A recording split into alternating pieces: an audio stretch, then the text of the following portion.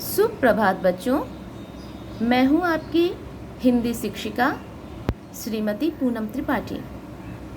बच्चों, आज हम लोग एक नई मात्रा सीखेंगे, तो चलिए आओ सीखें। क्या सीखना है बच्चों? ओ की मात्रा। बच्चों, इस वर्ण को ध्यान से देखिए। इसे हम कहते हैं ओ, और इसकी मात्रा हम इस तरीके से लगाते हैं। देखिए बच्चों, ध्यान से देखिए, इसकी मात्रा हम इस तरीके से लगाते हैं। बच्चों, जब आपने पढ़ा था तब आपने देखा था ओ से क्या होती है? ओ से ओखली। तो बच्चों, हम लोग इसी ओ की मात्रा का प्रयोग करना आज सीखेंगे, और यह भी सीखेंगे कि इस ओ की मात्रा का उच्चारण कैसे होगा। चलिए बच्चों, तो अब हम लोग शुरू करते हैं। ओ की मात्रा देखिए, सबसे पहले स्क्रीन पर आपके सामने है। चलिए हम लोग ध्यान से पढ़ते हैं का वर्ग को।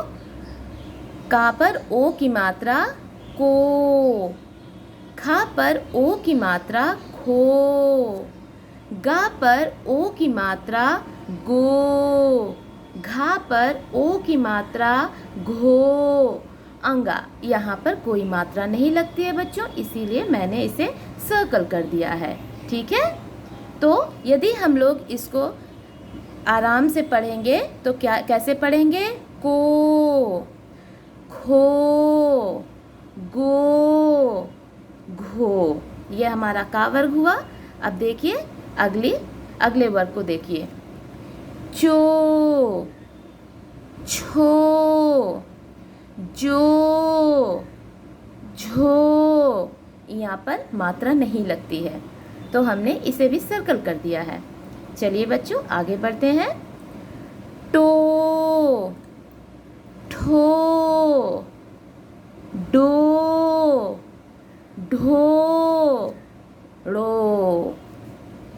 फिर आगे तो, थो, दो, धो, नो,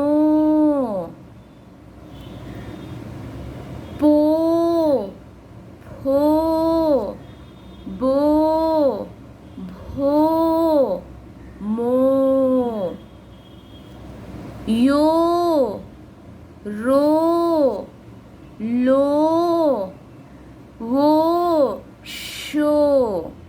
ध्यान दीजिएगा बच्चों, ये ताला विषय है, तो इसका उच्चारण हमें शो करना है।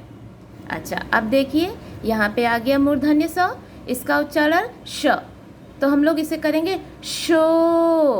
अब देखिए बच्चों, यह है दंत सा, इसका उच्चारण बहुत ही आराम से सिंपल तरीके से होगा, सो, हो। अब बच्चों, ये संयुक्त वर्ण चालू हो चुके हैं। ठीक है, तो यहाँ पर कई सारे वर्ण इसमें मिले हुए हैं, इसे मैं आपको बाद में बताऊंगी।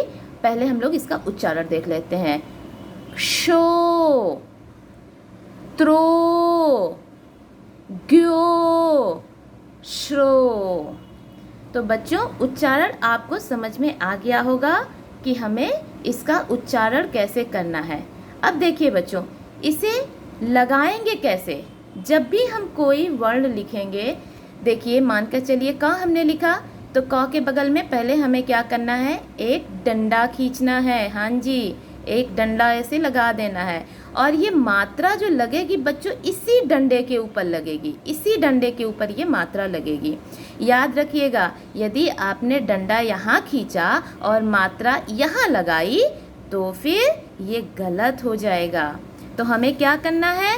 वर्ण को पहले लिखना है, बगल में एक डंडा खींचना है और मात्रा को इस डंडे के ऊपर लगाना है, तब ये पूरी हो जाएगी बच्चों ओ की मात्रा।